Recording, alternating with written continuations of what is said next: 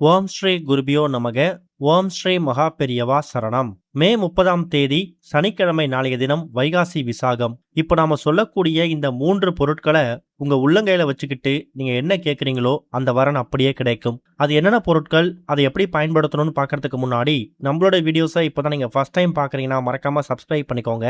தொடர்ந்து இது மாதிரி அப்டேட் தெரிஞ்சுக்கிறதுக்கு பக்கத்து நோட்டிஃபிகேஷன் பெல்லை கிளிக் பண்ணி ஆல் அப்படிங்கிற செலக்ட் பண்ணிக்கோங்க. இப்போ என்னென்ன பொருட்களை எப்படி பயன்படுத்த போறோம் அப்படிங்கிற பத்தி தெளிவா தெரிஞ்சுக்கலாம். முருகப்பெருமானுக்குரிய விரதங்கள் நிறைய வந்திருந்தாலும் முருகப்பெருமான் அவதரிச்ச தினம்தான் வைகாசி விசாகம்.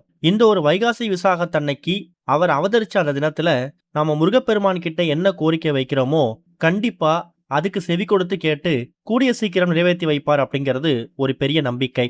கந்த சஷ்டி விழாவை அடுத்து முருக பக்தர்களுக்கு ஒரு வரப்பிரசாதம், ஒரு திருவிழானா இந்த ஒரு வைகாசி விசாகத்தை சொல்லலாம். திருச்செந்தூர் உட்பட அறுபடை வீடுகள்ல முருகப்பெருமானுக்கு 10 நாட்கள் கொடியேற்றத்தோட உற்சவம் நடந்து வைகாசி விசாகத்தோட கடைசி நாள் நாளைய தினம் 10ஆம் நாள் வெகு விமர்சையா திருவிழா மாதிரி நடக்கும். கலியுக தெய்வமாக இருக்கக்கூடிய முருகப்பெருமானை வணங்கும் போது எந்த விதமான கஷ்டமா இருந்தாலும் அது எல்லாமே நீங்கும். நம்முடைய தனித்தனி கஷ்டங்கள் தீர்வதற்கு தனித்தனி தெய்வங்களை வணங்குவதற்கு பதிலா ஒட்டுமொத்த கஷ்டமும் ஒரே நேரத்துல தீரணும்னா நம்ம முருகப்பெருமானை வணங்கலாமாம். அந்த அளவுக்கு கேட்டதை கொடுக்கக்கூடிய முருகப்பெருமான் அவதரிச்ச தினத்துல நாம பண்ணக்கூடிய பரிகாரங்களும் வழிபாட்டு முறைகளும் நமக்கு வாழ்க்கையில பல மாற்றங்களையும் முன்னேற்றங்களையும் ஏற்படுத்தும். செல்வத்தை வாரி கொடுப்பார், கேட்ட வரத்தை கொடுப்பார். இது ஒரு பக்கம் இருக்கட்டும், நம்மளை சுற்றியும் நமக்குள்ளேயும் இருக்கக்கூடிய தீமைகளை தீர்க்கக்கூடியவர் முருகப்பெருமான். சூரபத்மனை வதம் செய்வதற்காக சிவபெருமான் உருவாக்கின ஒரு அற்புதமான அவதாரம் தான் முருகப்பெருமான். வைகாசி விசாகத்தன்னைக்கு சிவபெருமான் தன்னுடைய நெற்றிக்கண்ணிலிருந்து வரக்கூடிய தீ பிழம்புகள் மூலயமா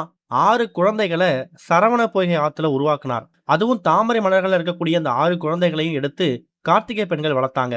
அதுக்கப்புறமா அன்னை பார்வதி தேவி அவங்களுடைய சக்தியை பயன்படுத்தி அந்த 6 குழந்தைகளையும் ஒன்றாக சேர்த்து 12 திருக்கரங்களும் 6 திருமுகமும் கொண்ட முருகப்பெருமான அவதாரமா உருவாக்குனாங்களாம். அப்படி அவதரிச்ச அந்த முருகப்பெருமான் சிவபெருமானோட வரத்தால தேவர்களை துன்புறுத்தின சூரபத்மனை வதம் செய்யறதுக்காக உருவெடுத்திருக்காரு.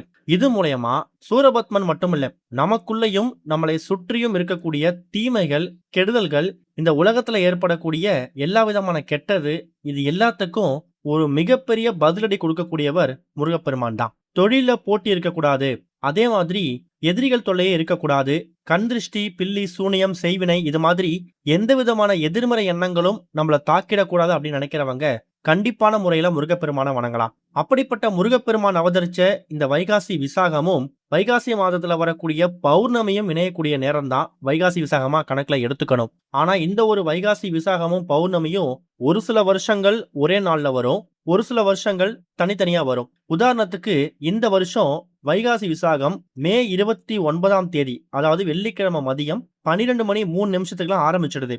அது நாளைக்கு மே 30 சனிக்கிழமை மதியம் 2 மணி 18 நிமிஷம் வரைக்கும் இருக்கு. ஆனா பௌர்ணமி தேதி அப்படி இல்ல. சனிக்கிழமை மதியம் 12 மணி 55 நிமிஷத்துக்கு ஆரம்பித்து ஞாயிற்றுக்கிழமை மதியம் 2 மணி 45 நிமிஷம் வரைக்கும் இருக்கு. பௌர்ணமியும் விசாகம் நட்சத்திரமும் தனித்தனியா வந்தாலும் வைகாசி விசாகம் அப்படிங்கிறது அந்த விசாக நட்சத்திரத்துக்கு முக்கியத்துவம் கொடுக்கறதால சனிக்கிழமை சூரிய உதயத்தை கணக்கு பண்ணி அன்னைக்கு நாம மதியம் 2 மணிக்குள்ள நம்ம வழிபாட்டை முடிச்சிடணும். சனிக்கிழமை காலையில 9:10 ராகு காலம், மதியம் 1:03 யமகண்டம். காலையில பூஜை பண்ண போறீங்கன்னா 7:30 இருந்து 8:30, இந்த 1 மணி நேரம் நல்ல நேரம். அதை விட்டீங்கன்னா மதியம் 12 இருந்து 1 மணி, இந்த 1 மணி நேரம் ரொம்ப உகந்த நேரம் தான். இந்த 1 மணி நேரத்துல முருகப்பெருமானுக்குரிய வழிபாடுகள் எதுவா இருந்தாலும் நீங்க செய்யலாம். அந்த நேரத்துல இப்ப நாம சொல்லக்கூடிய இந்த 3 பொருட்களை பயன்படுத்தக்கூடிய ஒரு பரிகாரம். முதல்ல அந்த 3 முக்கியமான பொருட்கள் என்ன நீங்க தெரிஞ்சுக்கணும். நாம தினமும் சமையலுக்கும் அதே மாதிரி நம்மளோட மருத்துவத்துக்கும் பயன்படுத்தக்கூடிய 3 பொருட்கள் தான் சுக்கு, மிளகு, திப்பிலி. இந்த 3 பொருட்களையும் திரிகடுகம் அப்படின்னு சொல்லுவாங்க. இந்த 3 பொருட்களும் நாட்டு மருந்து கடைகள்ல கிடைக்கும். சுக்குக்கும் இஞ்சிக்கும் நிறைய வித்தியாசம் இருக்கு. அப்படிப்பட்ட சுக்கு காரத்தன்மை அதிகம் இருக்கக்கூடியது. மிளகு நீங்க வீட்டுல தினமும் சமையலுக்கு பயன்படுத்தக்கூடியது. திப்பிலி கண்டிப்பா நாட்டு மருந்து கடைகள்லயும் சூப்பர் மார்க்கெட்லயும் கிடைச்சிடும், விலையும் ரொம்ப கம்மி தான். இந்த 3 பொருட்கள், இந்த திரிகடுகம்னு சொல்லக்கூடிய சுக்கு, மிளகு, திப்பிலி, இதை வைத்து நம்ம முருகப்பெருமான வழிபாடு செய்யும் போது உடற்பிணிகளையும் மனப்பிணிகளையும் நீக்கக்கூடிய அற்புதமான வழிபாட்டை ஏற்படுத்திக்கலாம். சுக்கு, மிளகு, திப்பிலி இதையெல்லாம் பொடி செய்து பால் கூட கொஞ்சமா தேன் சேர்த்து சாப்பிடுறது மூலயமா எக்கச்சக்கமான உடல் உபாதைகள் நீங்கும் அப்படிங்கிறது ஒரு நம்பிக்கை. இது மருத்துவ ரீதியா. மகத்துவ ரீதியா இந்த ஒரு பொருளுக்கும் ஒரு மகத்துவம் இருக்கு. சுக்குக்கு மிஞ்சின மருந்தும் இல்லை, சுப்பிரமணியனுக்கு மிஞ்சின தெய்வமும் இல்லைன்னு ஒரு வாக்கு இருக்கு. அதாவது கடவுள்கள்லயே முருகப்பெருமான் உயர்ந்தவராம். மருத்துவ குணங்கள்ல இருக்கக்கூடிய பொருட்கள்ல சுக்கு அதிக மருந்து தன்மை உடையதாம். அந்த இரண்டையும் சேர்க்கக்கூடிய ஒரு அமைப்பு முருகனுக்கு இருக்கு. அதனாலதான் முருகப்பெருமான் வழிபாட்டுல நிறைய பேரு சுக்க பயன்படுத்துவாங்க. அதுக்கு காரணம் உடல் பிணிகள் தீரணும் அப்படிங்கிறதுக்காக. அடுத்ததா மிளகு. மிளகு அப்படிங்கிறது ஒரு பக்கம் காலபைரவருக்கும் வாராகி அம்மனுக்கும் உகந்தது. கடன் பிரச்சனை தீர்க்கக்கூடிய பரிகாரங்கள்ல நாம மிளகு தான் அதிகமா பயன்படுத்துவோம். வாராகி அம்மனுக்கு மிளகு தீபம் போடுறது, காலபைரவருக்கு மிளகு தீபம் போடுறது, இது எல்லாமே அதுல சேரும். ஆனா கந்த சஷ்டி விழா அப்ப 6 நாட்கள் விரதம் இருக்கக்கூடியவங்க மிளகும் தண்ணீரை மட்டும் எடுத்துக்கிட்டு விரதத்தை கடைபிடிப்பாங்க. அந்த அளவுக்கு முருகப்பெருமானுக்கும் மிளகுக்கும் ஒரு அதீத தொடர்பு இருக்கு. கடைசியா இருக்கக்கூடியது திப்பிலி. திப்பிலிய பல விஷயத்துக்கு பயன்படுத்துவாங்க. பணவரவு தடையை நீக்கக்கூடியது, வீட்டுல லட்சுமி கடாட்சத்தை ஏற்படுத்தக்கூடியதா. ஜாதகத்துல சுக்கிரன் பலவீனமா இருந்தா குடும்பத்துல ஒற்றுமை குறைவு ஏற்படலாம், பண தட்டுப்பாடு ஏற்படலாம், கணவன் மனைவில கருத்து வேறுபாடு ஏற்படலாம். அப்படிப்பட்ட சுக்கிர தோஷ நிவர்த்தியாக பயன்படக்கூடியது இந்த ஒரு திப்பிலி. புதன் தோஷம், குறிப்பா கல்வி வியாபாரத்துல வளர்ச்சி. புதன் கிரகம் வலுவா இல்லாம இருந்தா ஞாபக மறதி ஏற்படலாம், வியாபாரத்துல நஷ்டம் ஏற்படலாம், சரியான முடிவு எடுக்க முடியாம குழப்பமான சுச்சுவேஷன் ஏற்படும். அதை தீர்க்கக்கூடியது இந்த ஒரு திப்பிலி.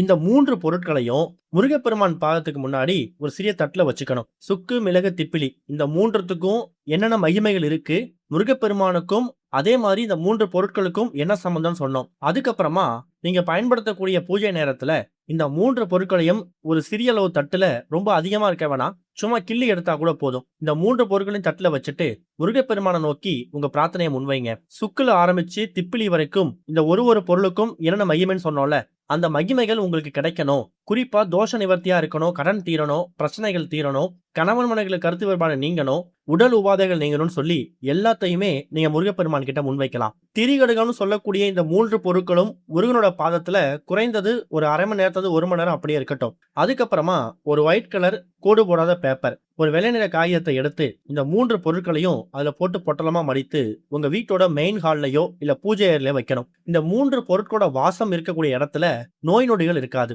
அதே மாதிரி மகத்துவ ரீதியா எந்த விதமான நெகட்டிவ் எனர்ஜியும் நெருங்காது, கடன் பிரச்சனை இருக்காது. இந்த பொருட்களை மூட்டை கட்டி வைத்து பொட்டலமா வச்சுட்டா கடன் தீர்ந்துருமாங்கிற கேள்வி நிறைய பேருக்கு வரும். அதுக்கான அர்த்தம் அது கிடையாது. கஷ்டப்பட்டு உழைப்பீங்க, அந்த உழைப்புக்கேற்ற ஊதியம் வீடு வராம இருக்கலாம். அப்படியே சம்பளம் வாங்கிட்டு வந்தாலும் வீண் விரைய, வீண் செலவோ இல்ல எதிர்பாராத மருத்துவ செலவோ ஏற்படலாம். இந்த மாதிரி விஷயங்கள் தவிர்க்கப்படுறதுக்கு இந்த பரிகாரம் கை கொடுக்கும். இது மாதிரி சின்ன சின்ன இதர செலவுகள் தவிர்க்கப்பட்டாலே சேமிப்பு அதிகமாகும். சேமிப்பு அதிகமாகும் போது கஷ்டம் இல்லாத, கடன் இல்லாத வாழ்க்கை கிடைக்கும். இந்த பொருளை ஒரு பேப்பர்ல மடித்து பூஜை அறையிலயோ இல்ல ஹால்லயோ வைக்கும் போது குறைந்தது ஒரு 3 மாதத்துக்கு ஒரு முறை மட்டும் முருகப்பெருமானுக்கு சஷ்டி எண்ணெய்க்கோ கிருத்திகை எண்ணெய்க்கோ எடுத்து தண்ணியில விட்டுட்டு மறுபடியும் இதே பொருட்களை சேர்த்து எடுத்த இடத்துல வச்சிடுங்க. செவ்வாய்க்கிழமைகள்லயும் முருகனுக்கு உகந்த தினங்கள்லயும் தூப தீபம் போடணும். இந்த ஒரு வைகாசி விசாகம் அன்னைக்கு இதை முயற்சி பண்ணுங்க. கண்டிப்பா நல்ல முன்னேற்றம் கிடைக்கும். ஓம் ஸ்ரீ குருபியோ நமக. ஓம் ஸ்ரீ மகா பெரியவா சரணம்.